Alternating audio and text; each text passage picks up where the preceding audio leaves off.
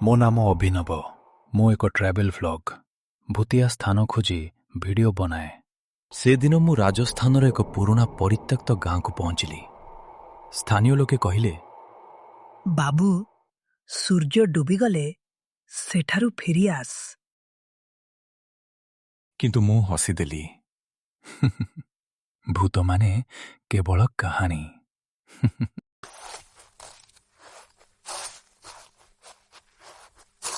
ସୂର୍ଯ୍ୟ ଡୁବିଗଲା, ଗାଁ ଅନ୍ଧାରରେ ଢାଙ୍କିଗଲା। ମୁଁ ଏକ ଭଙ୍ଗା ଘର ଭିତରେ ଟେଣ୍ଟ ଲଗାଇଲି।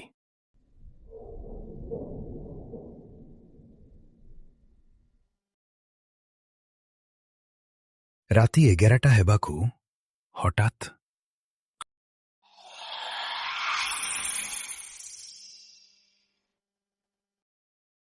ମୋ ପଛରୁ କାହାର ପାଦଚାରୀର ଶବ୍ଦ। କିନ୍ତୁ ମୁଁ ଏକା ଥିଲି। କୌଣସି ଉତ୍ତର ନାହିଁ।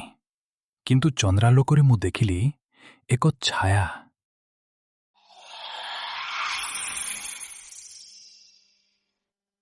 ମୁଁ କ୍ୟାମେରା ଧରି ବାହାରକୁ ଗଲି। କେହି ଅଛନ୍ତି କି? ସେ ଧୀରେ ଧୀରେ ଘରମାନଙ୍କ ମଧ୍ୟରେ ଚାଲୁଥିଲା। ମୁଁ ତାହାର ପଛରେ ଗଲି।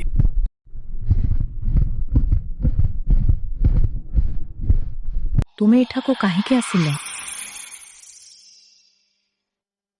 ମୁଁ ଘୂରିଲି, କିନ୍ତୁ କେହି ନଥିଲେ।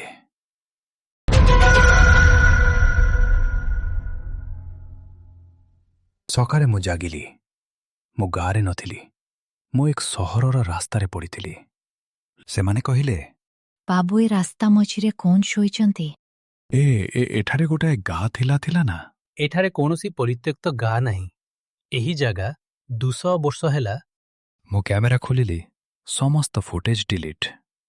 କେବଳ ଏକ ଭିଡ଼ିଓ ରହିଗଲା। ସେଠାରେ ମୁଁ ଦେଖିଲି ରାତିରେ ଯାହାକୁ